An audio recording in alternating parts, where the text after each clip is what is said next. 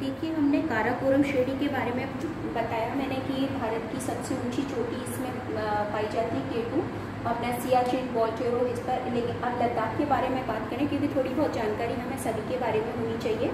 लद्दाख श्रेणी जो है ये भी जम्मू कश्मीर राज्य में लद्दाख प्रदेश में है, और ये काराकोरम के दक्षिण में, ये हिस्सा उत्तर है तो ये इसके दक्षिण में, काराकोरम के दक्षिण में स्थित है।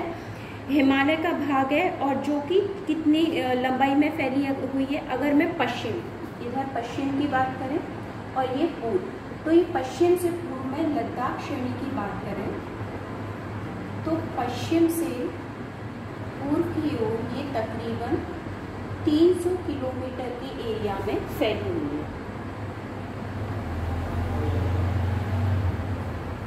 ठीक है, इसकी कुल आपकी लंबाई भी बता दें कि कहाँ से कहाँ तक फैली हुई है।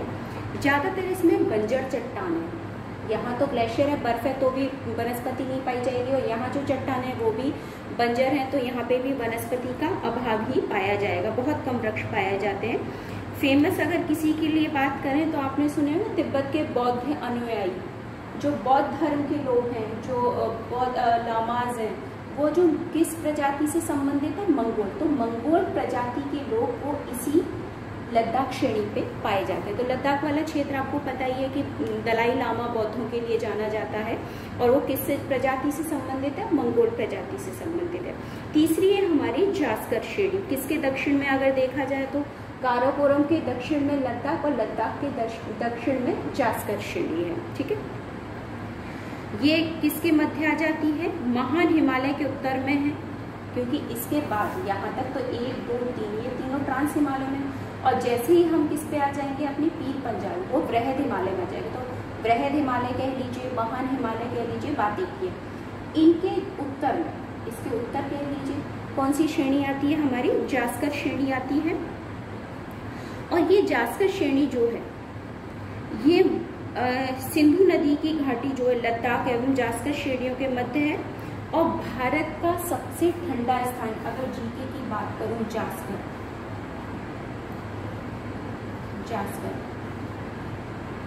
भारत का सबसे ठंडा स्थान कौन सा है, द्रास। जीके का क्वेश्चन, वो भी किस में पड़ता है, हमारे जास्कर श्रेणी में पड़ता है। तो ये आपका जीके का क्वेश्चन भी है, कंप्लीट हो गया, इसी श्रेणी में पड़ता है। तो ये तो तीनों जो हमने रिलेट करके पढ़ी हैं, ये किससे संबंधित है, हमारी ट्रांस हिमालय से संबंधित श्रेणियां हैं। अगली बात करते हैं हम, यहाँ लिख लेते हैं बृहद हिमालय। 4 भागों 5 में बांटा था ना, ट्रांस हिमालय, बृहद हिमालय, मध्य हिमालय या लघु हिमालय, शिवालिक हिमालय और उत्तर पूर्वी हिमालय। तो अगला टॉपिक हमारा जो है वो है हमारा बृहद हिमालय। बृहद हिमालय कह लीजिए, या इसको महान हिमालय के नाम से एक ही बात है, बृहद हिमालय। ज्यादातर ये जो क्षेत्र है इसको हिमाद्री क्षेत्र भी कहते हैं। हिमाद्री क्षेत्र, हिमाद्री मतलब ऐसा क्षेत्र जो साल भर बर्फ से ढका रहता है, इतना ऊंचा है कि यहाँ बर्फ पड़ती रहती है। विस्तार की बात करें, सिंधु नदी के गौड़ से लेकर अरुणाचल में नामचा गढ़वा पर्वत तक, कहां से कहां तक है, सिंधु नदी के गौड़। ये जीके का भी क्वेश्चन है, सिंधु नदी किस में होके बहती है, गौड़ में होके बहती है। ठीक है, सिंधु नदी के गौड़ से अरुणाचल प्रदेश की नामचा गढ़वा पर्वत श्रेणी तक। ठीक है, कहाँ से कहाँ तक विस्तार है, सिंधु नदी के घाट से लेके अरुणाचल के नामचा गढ़वा तक ये फैली हुई है, पर्वत तक। हिमालय की ये जो संरचना है समानांतर वलय श्रेणियां हैं, जिसमें बृहद हिमालय सबसे पुरानी श्रेणी है। अगर इसकी बृहद हिमालय और लघु हिमालय से बात करें तो जो ये बृहद हिमालय में कौन सा हिस्सा आ जाएगा, मैंने आपको कहा था 3 श्रेणियां तो निकाल ही दीजिए, काराकोरम, लद्दाख और जास्कर, ये तो आपकी ट्रांस हिमालय में आ गई थी। लेकिन उसके बाद आ जाती है अपनी पीर पंजाल और धौलाधर। तो पीर पंजाल वाली जो क्षेत्र है हमारा, ठीक है, वो इसमें हम सम्मिलित करेंगे, लेकिन फिलहाल हम इसके बारे में और थोड़ी थोड़ी जानकारी ले लेते हैं, फिर बताएंगे कहाँ से कहाँ तक है। इसकी बात करें तो बृहद हिमालय और लघु हिमालय, ये वाला हिस्सा बृहद हिमालय और ये हिस्सा लघु हिमालय, जो ये आपका जासकर वाला आ जाएगा ये लघु हिमालय में आ जाएगा। ये हिस्सा जो है पीर पंजाल, ये हमारा बृहद। इन दोनों के बीच में, जैसे मैंने इन दोनों के बीच में ITSZ जोन बताया था, ऐसे ही इन दोनों के बीच में भी पाए जाते हैं MCT, मेन सेंट्रल थ्रस्ट, जो कि बृहद हिमालय को लघु हिमालय से अलग करने का काम करता है। अगर इस क्षेत्र की औसत ऊंचाई की बात करूं, औसत ऊंचाई, ऊंचा क्षेत्र है तो 6100 मीटर, ठीक है, औसत ऊंचाई 6100 मीटर पाई जाती है। और विश्व की सबसे ऊंची चोटी भी इसी पर्वत श्रृंखला में पाई जाती है। अगर बात करें बृहद हिमालय में सबसे ऊंची चोटियों की, तो देखो माउंट एवरेस्ट है, अपनी कंचनजंगा है, और सबसे पहले बात कर लेते हैं माउंट एवरेस्ट। हाइट कितनी है? 8848 मीटर, जो कि कहाँ पे है? नेपाल में है, यहाँ पे ठीक है। ये नेपाल में, भारत की नहीं है। दूसरी है कंचनजंगा, ठीक है, इसकी हाइट है 8598 मीटर। अब देखिए, मैंने आपको कहा था भारत की सबसे ऊंची चोटी गॉडगिनास्टी की मतलब हमारे पास ये क्षेत्र है नहीं, इसलिए, लेकिन संवैधानिक रूप से इसलिए की। लेकिन अगर कहें भारत में, मतलब भारत के अंदर, ये भारत के बाहर चला गया। भारत के अंदर बात करें, भारत की सबसे ऊंची चोटी तो हो जाएगी कंचनजंगा की, और मैं का मतलब होता है अंदर, तो अंदर तो कंचनजंगा आ रही है, तो भारत में सबसे ऊंची चोटी 8598 मीटर, वो हमारी हो जाएगी कंचनजंगा। इसके अलावा मकालू है, धौलागिरी है, नंगा पर्वत है, ये सारी हमारी इसी में आ जाएंगी। अन्नपूर्णा, नंदा देवी, नामचावारमा, केदारनाथ, ये सारी चोटियां हैं। इनकी चोटियों की आपको लेंथ वगैरह लास्ट में दे देंगे निकाल के, ठीक है। हिमालय जो है, माउंट एवरेस्ट, ये नेपाल और तिब्बत की सीमा पे पड़ता है अपना। विश्व का सबसे ऊंचा पर्वत है गॉडगिनास्टी, में आपको बताई चुकी, भारत का सबसे ऊंचा होता है सिक्किम और नेपाल की सीमा पे है। बृहद हिमालय के पूर्वी भाग में, ये बृहद हिमालय है और इसका ये पूर्वी भाग में पश्चिम की अपेक्षा अधिक बर्फ पाई जाती है। पूर्व में क्यों? क्योंकि यहाँ पर्वत श्रेणियाँ ऊंची हैं, ऊंचाई इस तरफ है, ऐसे ऊंची, तो ऊंची अधिक होंगी। जैसे जैसे हाइट ऊपर जाते हैं तो टेम्परेचर माइनस में जाता है, माइनस में जाने का जो बारिश होती है वो बर्फ के रूप में होती है, तो इस वजह से वहाँ बर्फीली चीज़ें ही पाई जाएंगी ढकी हुई। बृहद हिमालय का पर्वतीय ढाल, उत्तर की ओर तो मंद है, उत्तर कहाँ है? इधर, और दक्षिण की ओर क्या होता जाता है? ये गहराई। तो ढाल देखिए, मैंने तलवार नुमाकृति बनाई थी, तो कीलो होता जाएगा इसका। इंडो ऑस्ट्रेलियन प्लेट द्वारा इसका विसारी बल के कारण भी ये कारण रहा है।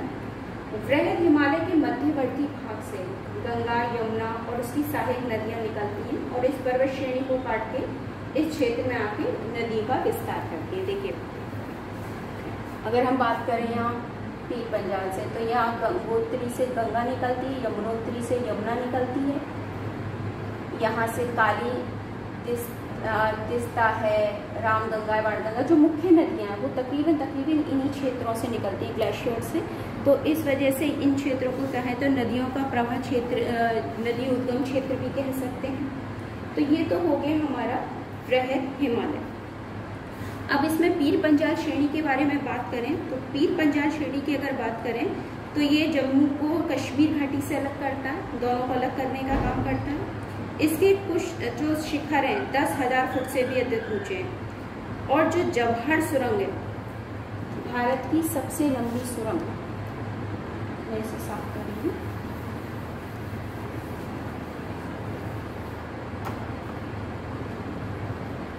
जवाहर सुरंग, भारत की सबसे लंबी सुरंग है जवाहर सुरंग। वो किसमें है? अपनी पीर पंजाल श्रेणी, ठीक है, बहुत अच्छा क्वेश्चन है। इस श्रेणी में पड़ती है और किसको किससे अलग काम करने का काम करती है ये श्रेणी?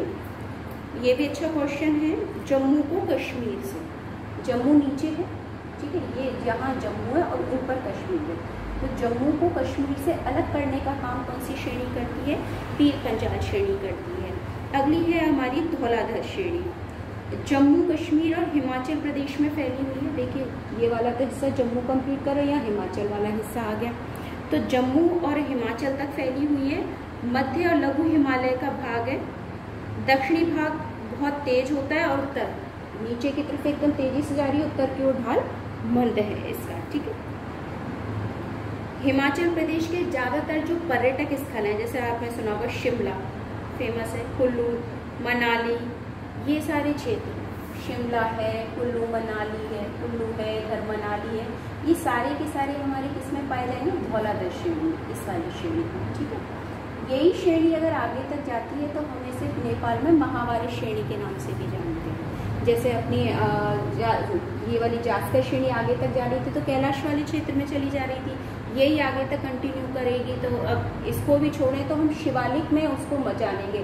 जैसे शिवालिक श्रेणी है तो यहाँ से शिवालिक चलेगी तो नेपाल में जाके कहीं इसको महाभारत के नाम से और भी नागटिब्बा और भी नाम पढ़ते हैं, वो सारे अभी मेंशन करेंगे किस किस नामों से जानी जाती है।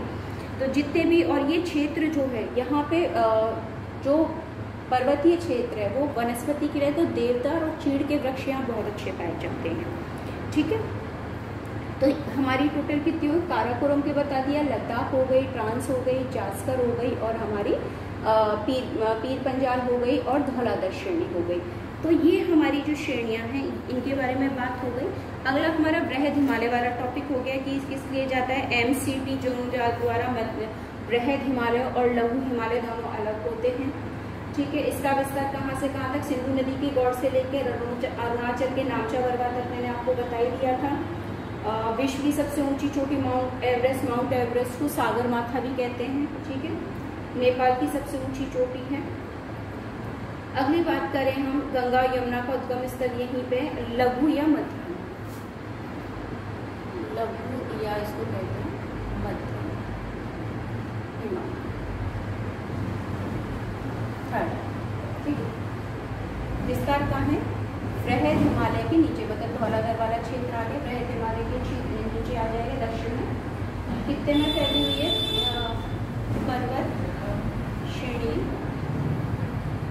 लगभग 50 किलोमीटर चौड़ी है तथा 3000 मीटर से 4500 मीटर औसतन ऊंची है। तो चौड़ाई कितनी है? 50 किलोमीटर और ऊंचाई 3000 से 4500 मीटर इसकी ऊंचाई है। इसके अगर उत्तर की बात करें, उत्तर में मतलब बृहद हिमालय और लघु हिमालय को अलग करने वाला सचर जोन कौन सा था? MCT। और इन दोनों के मध्य कौन बताया था? ITS।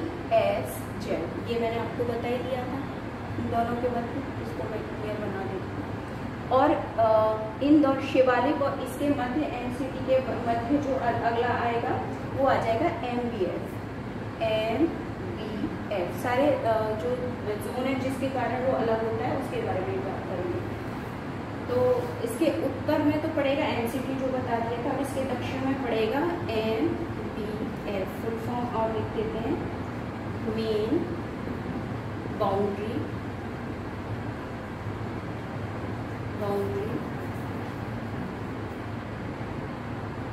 फॉर्म, ठीक है। ये किस किस के बीच में है? शिवालिक और किसके बीच में? मध्य हिमालय के बीच में पाई जाती है। अगर देखा जाए तो दक्षिण में बृहद और लघु हिमालय के मध्य में कश्मीर घाटी, लाहौल स्पीति, कुल्लू, कांगड़ा घाटियाँ आ जाती है। ये पूरा ऐसा है हिमाचल वाला, ये हिस्सा इसमें आ जाता है कांगड़ा घाटी वाला, जिसमें आपकी वैष्णो देवी वाला हिस्सा जो आता है, नैना देवी, ज्वाला देवी, नगरकोट देवी, वो कांगड़ा घाटी वाला हिस्सा आता है इसमें, ठीक है। लघु हिमालय को पश्चिम से पूर्व तक अगर श्रेणियों की बात करें तो प्रॉपर बात करें लघु हिमालय की, तो इसमें श्रेणियां जो आएंगी लघु हिमालय में, तो ये आ गई पीर पंजाल, ठीक है। धौलाधर,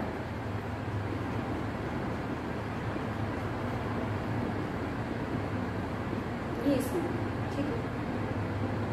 इसके अलावा मसूरी श्रेणी,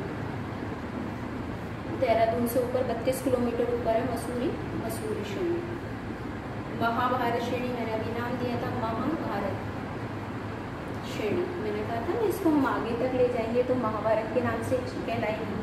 तो इसमें लघु हिमालय के अंदर 4 श्रेणियाँ आएंगी, पीर पंजाल, धौलाधर, मसूरी। हमारे पीर पंजाल की मैंने आपको पूरी इन्फॉर्मेशन दे दी, धौलाधर की मैंने आपको इन्फॉर्मेशन दे दी थी। तो पीर पंजाल ये मध्य हिमालय की सबसे लंबी श्रेणी है, मध्य हिमालय की सबसे लंबी श्रेणी। देखिए कहाँ से शुरू है, यहाँ से, ठीक है, सबसे लंबी श्रेणी है। ये धौलाधर पड़ती है हमारी हिमाचल में, ठीक है। मसूरी अपना हिस्सा आ गया उत्तराखंड में, और महाभारत मैंने आपको पहले ही कहा था नेपाल वाले क्षेत्र, ठीक है। धौलाधर और पीर पंजाल के दक्षिण में ज्यादातर पर्वतीय क्षेत्र हैं। लघु हिमालय की ढाल पे छोटे छोटे घास के मैदान पाए जाते हैं, ठीक है, जिन्हें कश्मीर में मर्ग जैसे सोनमर्ग है, गुलमर्ग है, और उत्तराखंड में बुग्याल और कयार कहते हैं, ठीक है। जैसे पीर पंजाल वाला क्षेत्र आ गया, तो ये तो अपना यहाँ आ जाएगा हिमाचल और जम्मू कश्मीर वाले। तो यहाँ जो छोटे छोटे घास के मैदान होंगे, उनके जिसके पीछे आपको मर्ग लिखा दिख जाए तो समझ चाहिए ऐसे क्षेत्र में घास के मैदान है और घास का क्षेत्र है, बहुत ही खूबसूरत। जैसे सोनमर्ग, गुलमर्ग कश्मीर की सबसे बहुत ही बेहद खूबसूरत जगहों में से पाई जाती है। और उत्तराखंड वाले हिस्से में, इस वाले हिस्से में इसमें पग्यार या बुग्याल के नाम से जाना जाता है, ठीक है। घास के ढालनुमा जो क्षेत्र होते हैं उनको बग्याल या बुग्याल के नाम से जाना जाता है। पयार या पयार भी कहते हैं कई जगह इसको उत्तराखंड में, ठीक है।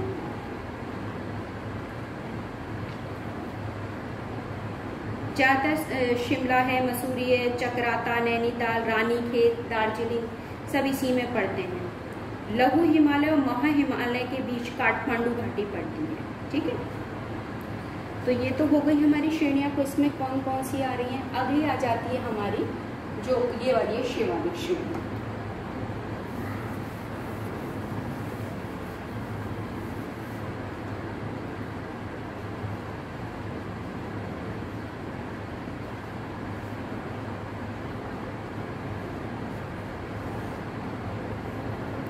शिवालिक श्रेणी के बारे में हम बात करेंगे। तो शिवालिक श्रेणी के लिए मैंने पहले भी कहा था कि ये सबसे नवीनतम पर्वत श्रेणी, अगर हिमालय की बात करें सबसे नवीनतम पर्वत श्रेणी किसे कहा जाएगा? हमारी शिवालिक पर्वत श्रेणी को, जो कि सबसे नवीनतम है, दक्षिण में स्थित है। हिमालय से निकलने वाली जो नदियों द्वारा जो अवसाद लाए गए थे उनके निक्षेप से और उनमें जो गलन पड़ा उसके कारण इस पर्वत श्रेणी का निर्माण हुआ है। अगर औसत ऊंचाई की बात करूं, इसकी औसत ऊंचाई 600 से 1500 मीटर औसत ऊंचाई। अब बनी कैसे है? देखिए, ट्रांस हिमालय, बृहद हिमालय प्लस लघु हिमालय, इनके जो अपक्षय और अपर्दन हुआ होगा उनके कारण क्या होगा? निक्षेपण, जमाव, मतलब जमाव। घाटी होगी, घाटी में मलबे का जमाव होने से उसमें क्या पड़ेगा? दबाव पड़ेगा। तो किनारों पे क्या होगा? दोनों किनारे आमने सामने आएंगे। कौन सा बल काम करेगा? संपीड़नात्मक बल काम करेगा। बल काम करेगा तो ये दबाव इस पे पड़ेगा और इसके कारण ये मलबा उठ के ऊपर उठ जाएगा। उठेगा तो गलन पड़ेगा और गलन पड़े से किसका निर्माण होगा? पर्वत का। तो इनके निक्षेपण से जो गलन पड़ने से पर्वत श्रेणी बनी, वो कौन सी पर्वत श्रेणी बनी? हमारी शिवालिक पर्वत श्रेणी बनी, ठीक है। निक्षेपण से सबसे नवीनतम पर्वत श्रेणी है ये हमारी आगे। कहाँ से कहाँ तक है? पाकिस्तान के कोटवार केसन से लेके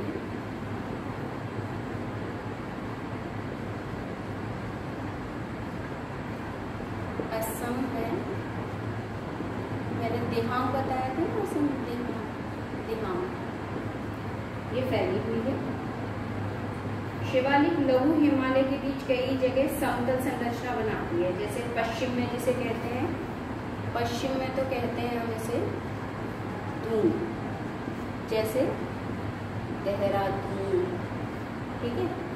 और पूर्व में हम इसे कहते हैं द्वार, जिसके पीछे आपको द्वार दिख जाए वो पूर्व की बात कर रहे हैं, और पश्चिम में दून जिसके पीछे दिख जाए, जैसे हरिद्वार घाटी निचले क्षेत्रों में आगे कहा जाता है। शिवालिक के निचले भागों को, निचले भाग जैसे पर्वत और उसका नीचे वाले हिस्से हैं, तो इसको हम तराई कहते हैं। निचले भागों को क्या कहते हैं? तराई। इसका मतलब ऊपर का भाग हो जाएगा भाग। तराई भी ये दलदली होता है, दलदली होगा तो पानी अच्छा होगा, मिट्टी भी होगी, तो इसका मतलब वनस्पति भी बहुत अच्छी होगी इस क्षेत्र में, वनस्पति अच्छा मिलेगा। ये HFF फिर से आ गया, HFF, इसको कहेंगे हम हिमालयन फ्रंटल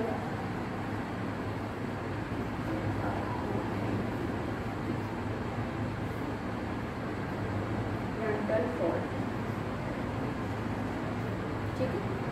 ये किसको अलग करता है? भारत के उत्तरी मैदान से, और MPF लघु हिमालय से अलग करता है। तो ये इसके बाद मैदान शुरू हो जाएगा ना ये वाला क्षेत्र, तो ये HFF दोनों के बीच में आ जाएगा, ठीक है। इसकी फुल फॉर्म हो जाएगी। तो ये हो गया हमारा शिवालिक हिमालय क्षेत्र।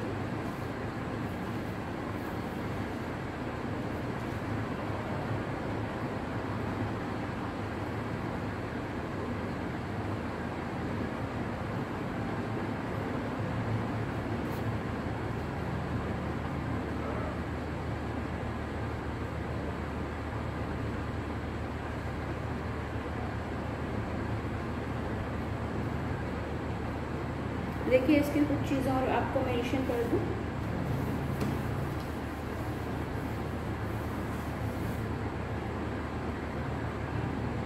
इसको जम्मू में कहते हैं, जम्मू की पहाड़ियाँ,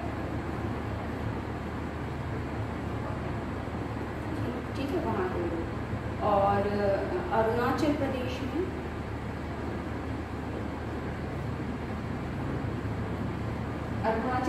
अलग अलग नाम है, डाफला, मिरी, अबोर, मिशनी, ये पहाड़ियों के नाम से इन्हें जाना जाता है। बनी थी मध्य मायोसीन से निम्न प्लीस्टोसीन काल तक में इनका निर्माण माया बन रहा है। इसमें बालू, कंकड़ तथा संपीड़नात्मक शैल की मोटी परतें पाई जाती हैं।